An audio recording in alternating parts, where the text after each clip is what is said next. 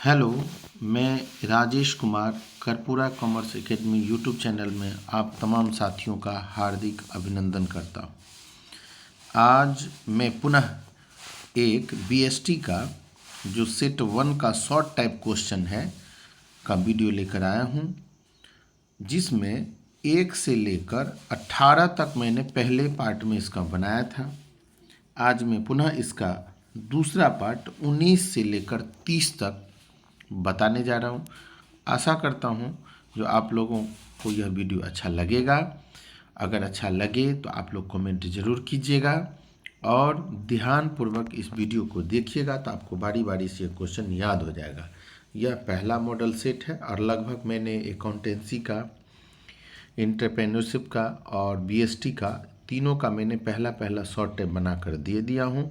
वैसे पांचों सब्जेक्ट का मैंने ऑब्जेक्टिव टाइप जितने भी मॉडल सेट है सब मैंने जारी कर दिया। तो आप कर्पूरा एकेडमी चैनल में आकर के जुड़ जाएं तो इसका लाभ आपको मिलता रहेगा। अब देखते हैं हमारा 19वां क्वेश्चन क्या है। तो क्वेश्चन हमारा ये है, जो ब्रांड और ट्रेडमार्क में कोई दो अंतर बताइए। ब्रांड और ट्रेडमार्क में क्या अंतर है? ब्रांड और ट्रेडमार्क में जो अंतर है उसका पहला है पूंजीकरण। ब्रांड एक शब्द, नाम, चिन्ह, डिजाइन या इनके सहयोग से बना हुआ एक मिश्रण है, लेकिन जब इसी शब्द या चिन्ह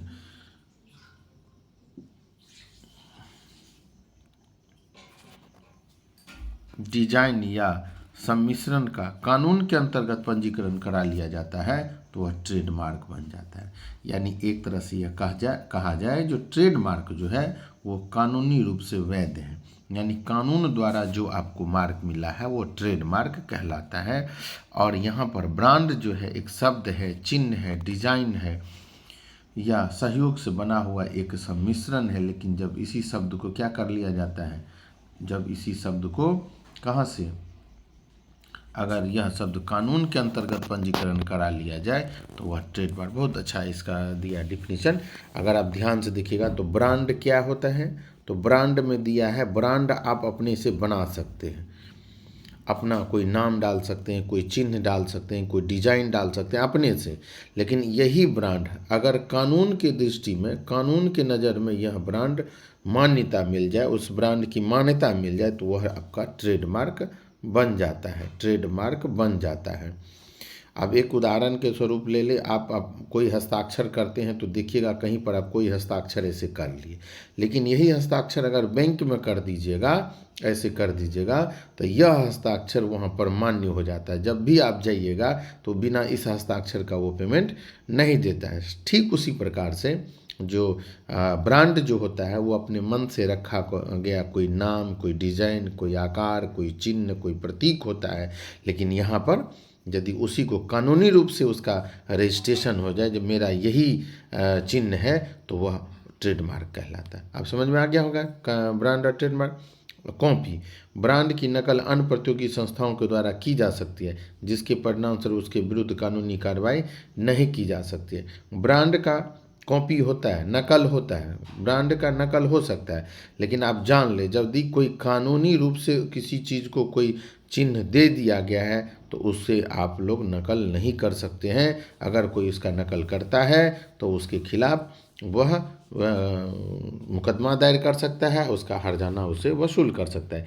इसलिए ट्रेडमार्क का नकल नहीं हो सकता है, लेकिन ब्रांड का नकल हो सकता है। यह दोनों में बहुत ही अच्छा अंतर है। परिभाषा के अंतर्गत भी लिख सकते हैं, समझने के लिए तो बहुत बेहतरीन दिया है। विपणन के दो उद्देश्य कौन कौन से हैं? विपणन के दो उद्देश्य, पहला मांग का सृजन करना, दूसरा बाजार हिस्सेदारी बढ़ाना। तो विपणन के दो उद्देश्य में क्या दिया है, विपणन के दो उद्देश्य में अगर जाते हैं तो पहला मांग का सृजन करना, मांग का सृजन करना, दूसरा बाजार हिस्सेदारी बढ़ाना। विपणन प्रबंध का उद्देश्य विभिन्न माध्यमों द्वारा मांग का सृजन करना, उपभोक्ताओं की पसंद और प्राथमिकताओं को ज्ञात करने के लिए सचेत प्रयास किया जाता है, ग्राहकों की आवश्यकताओं को पूरा करने के लिए वस्तुओं और सेवाओं का तदनुसार उत्पादन किया जाता है, ग्राहकों को विभिन्न वस्तुओं और सेवाओं की उपयोगिता बताकर मांग का सृजन किया जाता है। इस प्रकार से हम कह सकते हैं जो विपणन के दो उद्देश्य में पहला मांग का सृजन करना, दूसरा बाजार हिस्सेदारी बढ़ाना। अब हम लोग देखते हैं बाजार हिस्सेदारी में क्या लिखा है। उसका लाइन है, प्रत्येक व्यवसाय का उद्देश्य बाजार में अपना हिस्सेदारी बढ़ाना है, अर्थात अर्थव्यवस्था में कुल बिक्री को अपनी बिक्री का अनुपात बढ़ाना है। विपणन प्रभावी विपणन विधियां बाजार पर कब्जा करने में फर्मों की मदद करती है। उदाहरण के लिए पेप्सी और कोको कोला दोनों कंपनियां बाजार में अपनी हिस्सेदारी बनाए रखने के लिए, उसमें वृद्धि करने के लिए परस्पर प्रतिस्पर्धा करती है। इसके लिए वो विज्ञापन, बिक्री, प्रवर्तन एवं पैकेजिंग आदि के नए नए तरीके अपनाती है। तो हमारा क्वेश्चन क्या है? हमारा क्वेश्चन है जो विपणन के दो उद्देश्य बताइए। विपणन क्यों किया जाता है? पहला, मांग का सृजन करना। विपणन प्रबंध का उद्देश्य विभिन्न माध्यमों द्वारा मांग का सृजन करना, उपभोक्ताओं की पसंद और प्राथमिकताओं को ज्ञात करना। कौन सा कस्टमर क्या पसंद करता है, यह पसंद आपको जानना होता है। और जब यह जान लेते हैं तो उसका हम प्रयास करते हैं इसी के अनुरूप हम वस्तु को बनाएं, और वस्तु को बना करके उन्हें वस्तु और सेवाओं की उपयोगिता बताकर मांग का सृजन किया। यानी वो वस्तु बना करके और उसके बारे में आप ग्राहकों को बताएं, जिससे कि ग्राहक को तो पहले से उस वस्तु की आवश्यकता होती है, तो वो उस वस्तु को क्रय कर लेगा। तो मांग का सृजन करना, दूसरा बाजार में हिस्सेदारी बढ़ाना। अब हम लोग अगले क्वेश्चन की तरफ बढ़ते हैं। जो हमारा अगला क्वेश्चन है, विपणन और विक्रय में क्या अंतर है? विपणन और विक्रय में कोई दो अंतर जो दिए हुए हैं वो देख लें। पहला है, विपणन से आशय ग्राहकों की आवश्यकताओं का अनुमान लगाना। यह अर्थ में डाल दीजिएगा। अगर आपको अंतर के आधार में लिखना हो, अंतर के आधार में अगर इसको लिख करके दिखाना हो तो आप इसको अर्थ में डाल सकते हैं। यहाँ इसका अर्थ हो जाएगा। तो यहाँ हम इसको क्या लिख करके देंगे? जो विपणन क्या है, तो विपणन से आशय ग्राहकों की आवश्यकताओं का अनुमान लगाना, उन्हीं के अनुरूप उत्पादन करना, उन्हें ग्राहकों तक पहुँचाना और संतुष्टि प्रदान करने से। जबकि विक्रय से आशय वस्तुओं और सेवाओं को ग्राहकों को बेचने से। अब विक्रय किसे कहते हैं? जो सिर्फ इसमें बिक्री पर ये जोर डालता है। और जबकि वो विपणन किसे कहते हैं? जो बिक्री के साथ साथ, बिक्री तो इसमें भी करना है, लेकिन बिक्री से पहले क्या बिक्री करना है? तो जो वह चाहता है उसकी आवश्यकता के बारे में जानना, आवश्यकता के बारे में, उसी के अनुरूप माल को बनाना, माल को तैयार करना, माल बनाना, ये हो गया। अब उन्हें बेचना, उसके बाद बिक्री शब्द का आता है। अब बेचने के बाद ग्राहकों की से संतुष्टि लेना, जब आपको यह सामान कैसा लगा, यह संतुष्टि प्राप्त कर लेना विपणन कहलाता है। तो विपणन के बारे में जान के होंगे। अब दूसरा है, विपणन का उद्देश्य ग्राहकों को संतुष्टि प्रदान करके लाभ अर्जित करना। इसका क्या उद्देश्य है? पहले हम उसको ग्राहकों को हम संतुष्ट कर देंगे, तब यदि बचेगा तो लाभ कमाएंगे। लेकिन वही विक्रय का उद्देश्य क्या है? अधिकतम विक्रय करना। विक्रय का उद्देश्य क्या है? अधिकतम विक्रय करना। अब हम लोग आगे बढ़ते हैं। रेपो दर वह दर है जिस पर देश का केंद्रीय बैंक अपने अनुसूचित वाणिज्यिक बैंक को अल्पकालीन ऋण प्रदान करता है। रेपो दर वह दर है जिस पर देश का केंद्रीय बैंक अपने अनुचित वाणिज्यिक बैंकों को अल्पकालीन ऋण प्रदान करता है। अब देख लीजिए, रेपो दर क्या है? रेपो दर वह दर है जिस दर पर केंद्रीय सेंट्रल बैंक जो है वो अपने अनुसूचित वाणिज्यिक बैंकों को अल्पकालीन ऋण, कम दिन के लिए ऋण प्रदान करता है। मुद्रास्फीति के दबाव को कम करने केंद्रीय बैंक रेपो दर को बढ़ा देता है। अब देख लीजिए, रेपो दर क्या होता है? रेपो दर ऐसा दर होता है जिसमें सेंट्रल बैंक द्वारा अनुसूचित बैंकों को कम दिन के लिए ऋण देता है, और मुद्रास्फीति की स्थिति में वह दबाव को कम करने के लिए केंद्रीय बैंक रेपो दर को बढ़ा देता है। अगला हमारा क्वेश्चन है, OTCEI का पूर्ण रूप क्या है? OTCEI का फुल फॉर्म क्या है? तो over the counter exchange of India, over the counter exchange of India, over the counter exchange of India, over the counter exchange of India. अगला है, कार्यशील पूंजी से क्या आशय है?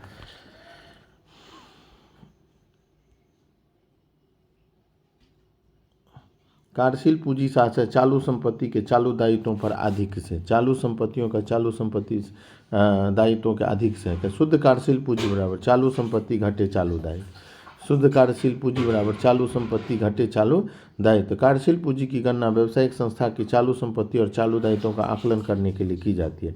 चालू संपत्ति से आशय उन संपत्तियों से जिन्हें एक लेखांकन वर्ष के दौरान रोकड़ में परिवर्तित किया जा सकता है। अब चालू संपत्ति के बारे में क्या है? तो चालू संपत्ति में से चालू दायित्व को अगर घटा देंगे तो जो निकलेगा वो कार्यशील पूंजी। अब चूंकि 2 नंबर का क्वेश्चन है तो आप यहाँ ध्यान रखिएगा, यहाँ पर एक पर ये लाइन लिख दीजिएगा, सूत्र लिख दिया तो भी हो जाएगा। अगर आपको चाहिए, नहीं टाइम है आपके पास, तो लिख सकते हैं चालू कार्यशील पूंजी की गणना व्यावसायिक संस्था की चालू संपत्ति और चालू दायित्वों का आकलन करने के लिए की जाती है। चालू संपत्ति उन संपत्तियों कहते हैं जिन्हें एक लेखांकन वर्ष के दौरान रोकड़ में, अब यदि आपसे कोई पूछता है चालू संपत्ति किसे कहते हैं, तो आप इसका आंसर यहाँ से लिखते हैं। चालू संपत्ति से उन संपत्ति जिन्हें एक लेखांकन वर्ष के दौरान रोकड़ में परिवर्तित किया जा सकता है।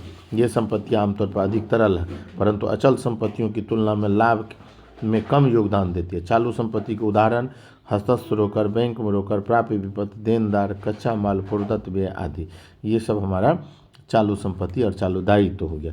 अगला है कार्यशील पूंजी को प्रभावित करने वाले कौन कौन से घटक या तत्व हैं। कार्यशील पूंजी को प्रभावित करने वाले कौन कौन से तत्व या घटक है। तो कार्यशील पूंजी को प्रभावित करने वाले दो तत्व, दो घटक के नाम बतावे। तो पहला क्रियाओं का स्तर, क्रियाओं का स्तर है। दूसरा व्यवसायिक चक्र, दूसरा क्या हो गया, व्यवसायिक चक्र। क्रियाओं कार्यशील पूंजी को प्रभावित करने वाले दो घटक कौन कौन से, तो क्रियाओं का स्तर और कार्यशील पूंजी एवं क्रियाओं के स्तर। तो यहाँ पर दिया कार्यशील पूंजी प्रभावित करने के घटक में पहला क्रियाओं का स्तर, दूसरा व्यवसायिक चक्र। पहला क्या हो गया, क्रियाओं का स्तर है, दूसरा क्या हो गया, व्यवसायिक चक्र। दूसरा क्या हो गया, व्यवसायिक चक्र। तो इस आधार पर हम देखते हैं व्यवसायिक चक्र के विभिन्न चरणों से कार्यशील, तो कार्यशील क्रियाओं का स्तर क्या है, कार्यशील पूंजी क्रियाओं का स्तर में सीधा संबंध होता है। अर्थात बड़े आकार की संस्था में अधिक और छोटे आकार की संस्था में कम कार्यशील पूंजी की आवश्यकता है। स्वाभाविक है, जितना बड़ा आकार होगा उस हिसाब से उसकी पूंजी की आवश्यकता होगी। इसके बाद हम लोग बढ़ते हैं तो व्यवसायिक चक्र पर आते हैं। व्यवसायिक चक्र क्या होता है, तो व्यवसायिक चक्र के विभिन्न चरणों से कार्यशील पूंजी की आवश्यकता पड़ती है। व्यवसायिक चक्र के विभिन्न चरणों से कार्यशील पूंजी की आवश्यकता पड़ती है। तेजी काल से मांग बढ़ने से उत्पादन में, बिक्री में वृद्धि होती है, इसलिए अधिक कार्यशील पूंजी की आवश्यकता होती है। इसके विपरीत मंदी काल में मांग घटने से उत्पादन और बिक्री दोनों कम होने लगते हैं, तो इसी स्थिति में कार्यशील पूंजी की कम जरूरत होती है। तो यहाँ पर दिया गया क्वेश्चन क्या था, कार्यशील पूंजी को प्रभावित करने वाले दो घटक। तो दूसरा क्रियाओं का स्तर, पहला क्या था, क्रियाओं का स्तर, और दूसरा क्या था, व्यवसाय चक्र। इसके बाद हम लोग बढ़ते हैं पूंजी संरचना क्या है। इसके बाद हम लोग बढ़ते हैं पूंजी संरचना से आशय पूंजी के दीर्घकालीन साधनों के पारस्परिक अनुपात से है। इसमें समस्त दीर्घकालीन कोष सम्मिलित हैं, जिसमें अंश पूंजी, ऋण पत्र, दीर्घकालीन ऋण और संचितियां शामिल होते हैं।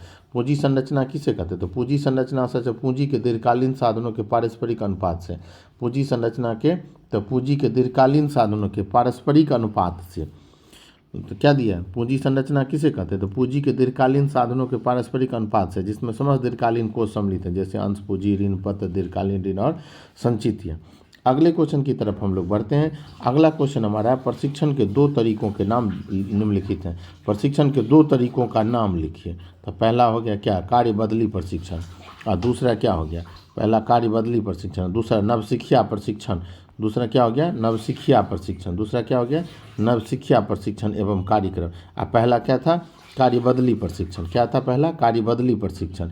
इस विधि का उद्देश्य एक प्रबंधक को संस्था के सभी विभागों की जानकारी प्रदान करनी। इसमें क्या था, संस्था का जितना विभाग है ना, वो सारा विभाग का जानकारी दिया। प्रबंधक को पहले एक विभाग में नियुक्त किया जाता है, और इसके बाद क्या किया जाता है, इसके बाद कहा जाता है कि जब यह इस विभाग के बारे में संबंधित जानकारी को प्राप्त कर लेता है तो उसे किसी दूसरे विभाग में भेज दिया जाता है। तो कार्य बदली प्रशिक्षण। अब अगला क्या है इसमें, इसके बाद अन्य विभागों में। इस प्रशिक्षण प्रणाली का मुख्य उद्देश्य संस्था में ऐसे प्रबंधकों को उपलब्ध कराना जो विपरीत परिस्थितियों में किसी भी विभाग को संभाल सके। अब यहाँ कार्य बदली प्रशिक्षण में क्या दिया है, जो विभाग मिलेगा ना, वो सारे विभागों में जाकर के वो शिक्षा लेना, तो उसे कार्य बदली प्रशिक्षण कहा जाता है। अब इसके बाद है नवशिक्षा प्रशिक्षण एवं कार्यक्रम। तो यह विधि प्रायः कर्मचारियों को विशिष्ट कौशल सिखलाने के लिए काम में लाई जाती है। इसके अंतर्गत अलग अलग कक्षाओं में अध्ययन होता है, जॉब पर भी वास्तविक कार्य करवाया जाता है। कक्षाओं में विशिष्ट ज्ञान रखने वाले विशेषज्ञ सैद्धांतिक अध्ययन करवाते हैं, और फैक्ट्री में सुपरवाइजर अपनी देखरेख में उनसे वास्तविक कार्य करवाते हैं। इस प्रकार उन्हें जॉब का अनुभव और ज्ञान दोनों प्रदान किए जाते हैं। इस तरह के प्रशिक्षण को अवधि प्रायः लंबी होती है। नवशिक्षा प्रशिक्षण में क्या दिया, यह विधि प्रायः कर्मचारियों को विशिष्ट कौशल सिखलाने के काम आते हैं। जब किसी चीज़ को बताना होता है ना, कोई नया चीज़ ज्ञान देना होता है ना, या नए कर्मचारी को किसी चीज़ को जानकारी देना होता है ना, तब इस तरह का प्रशिक्षण दिया जाता है। इसके अंतर्गत अलग अलग कक्षाओं में अध्ययन होता है और जॉब पर भी वास्तविक कार्य करवाया जाता है। कक्षाओं में विशिष्ट ज्ञान रखने वाले विशेषज्ञ सैद्धांतिक अध्ययन करवाता है और फैक्ट्री में सुपरवाइजर अपनी देखरेख उनमें वास्तविक कार्य। तो इसमें दो तरह का बात हो गया।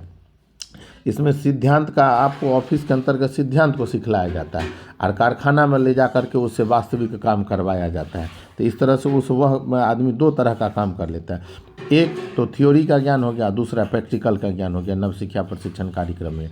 और कार्य बदली प्रशिक्षण में क्या बताए थे, जो एगो मैनेजर है तो पहले एगो संस्था में, मान लीजिए एगो मैनेजर प्रबंधक है और उसको पहला डिपार्टमेंट में ले जाए, इसका यदि उसको पूरा ज्ञान हो गया तो फिर उसको दूसरे डिपार्टमेंट में ले जा करके उसे प्रशिक्षित कर देना।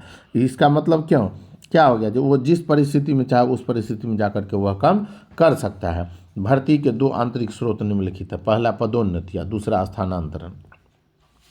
अब यहाँ पर हो जाएगा पहला पदोन्नति और दूसरा स्थानांतरण। पदोन्नति का अर्थ उच्च स्तर का रिक्त पदों को भरने के लिए कर्मचारियों को निचले स्तर से स्थानांतरित करना, जिसमें उच्च उत्तरदायित्व, ओहदा और वेतन शामिल होता है। पहला क्या, पदोन्नति। पदोन्नति में हम लोग क्या पढ़ेंगे जा करके, तो जब यहाँ पर क्या दिया, जब पदोन्नति को उच्च स्तर पर रिक्त पदों को भरने के लिए कर्मचारियों को निचले स्तर से स्थानांतरित किया जाता है। जब मान लीजिए उच्च कोटि का यदि कोई पद खाली हो गया तो नीचे स्तर का आदमी को ऊपर ले जा करके बिठा देना, उसे हम लोग क्या कहते हैं, तो पदोन्नति कहते हैं। यानी निचले कर्मचारियों को ऊपर वाले रिक्त पदों पर ले जा करके भर देना, पदोन्नति। स्थानांतरण क्या हो गया, स्थानांतरण का अर्थ समान स्तर, ओहदे या उत्तरदायित्व के साथ किसी कर्मचारी को एक पद से दूसरे पद पर, एक विभाग से दूसरे विभाग में स्थानांतरण, आमतौर पर साधारण स्थानांतरण के साथ क्षतिपूर्ति व अधिकार स्तर में कोई परिवर्तन नहीं होता। इसमें क्या होता है, स्थानांतरण परिवर्तन में हम आपको बताते हैं। जैसे मान लीजिए ए डिपार्टमेंट में है और बी डिपार्टमेंट अभी खाली है। मान लीजिए ए डिपार्टमेंट में 2 कर्मचारी है, यहाँ पर कुछ भी कर्मचारी नहीं, तो यहाँ से एक कर्मचारी ले जा करके यहाँ बिठा देना, इसे स्थानांतरण कहते हैं। लेकिन पद, ओहदा, वेतन सारा एक समान होता है, उसे हम लोग कहते हैं स्थानांतरण। अब हम लोग अगला क्वेश्चन आते हैं, समय अध्ययन क्या है। समय अध्ययन क्या है, तो समय अध्ययन एक तकनीक है जिसके अंतर्गत यह देखा जाता है कि समान योग्यता और समान बुद्धि वाले समान व्यक्ति को किसी कार्य को सामान्य रूप से संपन्न करने में कितना समय लगता है। यानी समय अध्ययन क्या होता है, एक तकनीक है जिसके अंतर्गत क्या देखा जाता है, जो सामान्य योग्यता और सामान्य बुद्धि वाले सामान्य व्यक्ति को किसी कार्य को संपन्न करने में कितना समय लगता है। यानी कोई व्यक्ति या कोई, मान लीजिए कोई छात्र है और वह छात्र एक क्वेश्चन को याद करने में कितना टाइम लेता है, तो इसी चीज़ को जानने के लिए यह अध्ययन किया जाता है। समय अध्ययन दिया गया है तरीका कार्य की मात्रा और आवृत्त संचालन समय चक्र और समय माप की लागत पर निर्भर करती है। यह आपका समय अध्ययन हो गया। अब हम लोग आगे बढ़ते हैं, वित्तीय नियोजन। तो वित्तीय नियोजन का संबंध पूंजी की मात्रा निश्चित करने और यह निश्चित करने से कि कितनी पूंजी स्वामी के लगाएंगे और कितनी पूंजी अन्य साधनों के ऋण के रूप में प्राप्त की जाएगी। यदि पूंजी बाजार से एकत्र की जाएगी तो कितनी पूंजी अंश के रूप में, ऋण पत्र के रूप में, इनका विस्तृत निर्धारण ही वित्तीय नियोजन कहलाता है। अब हमारा अगला क्वेश्चन क्या है, वित्तीय नियोजन क्या है। तो वित्तीय नियोजन का अर्थ ये हो गया, जो एक बिजनेस में आपको कितना पूंजी लगाना है और वह पूंजी मालिक कितना देगा, ठीक है, ऋण के रूप में आप कितना लीजिएगा। यानी बाजार से आप कितना रुपया एकत्र कीजिएगा और वह यदि एकत्र कीजिएगा तो अंश में कितना कीजिएगा और ऋण पत्र में कितना कीजिएगा। इन चीज़ों को जानकारी लेना ही वित्तीय नियोजन कहलाता है। अगला हमारा है ASDIंग के शब्दों में, वित्तीय नियोजन का पूंजीकरण या पूंजी के मूल्यांकन में पूंजी स्कंध तथा दिया गया है ऋण पत्र दोनों प्रकार सम्मिलित करते हैं।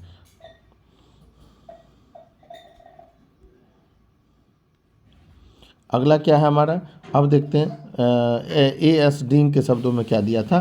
तो वित्तीय नियोजन का पूंजीकरण या पूंजी के मूल्यांकन में पूंजी स्कंध और ऋण पत्र दोनों ही सम्मिलित किए जाते हैं। पूंजीकरण में क्या होता है, पूंजी तो होता ही है और उसके साथ वो पूंजी ऋण पत्र भी उसमें शामिल किया जाता है, तो वह हो गया पूंजीकरण। अगले पॉइंट की तरह रॉबर्ट जेयर जूनियर यानी अगला राइटर क्या बता रहे हैं, व्यापक वित्तीय नियोजन से आशय वित्तीय प्रबंध की समस्त योजनाओं के साथ एकीकरण एवं समन्वय करने से है। यह हमारा हो गया क्या, तो वित्तीय नियोजन हमारा यह। इस तरह से अब हम लोग देखते हैं, इसमें जितना भी क्वेश्चन आपको दिया गया था वो सारे क्वेश्चन इसमें दिए हुए हैं, और वह 1 से लेकर 30 तक है, जिसमें हमने 19 से लेकर आपको कहाँ तक बताया, तो 30, है ना। मैंने बारी बारी से आपको क्वेश्चन बताया, जिसमें वित्तीय नियोजन, समय अध्ययन, भर्ती के 2 स्रोत, आंतरिक के किन्हीं 2, पूंजी संरचना, ये सारे क्वेश्चन हमने बताया। आपको यह वीडियो कैसा लगा जरूर कमेंट के माध्यम से बताइएगा। धन्यवाद।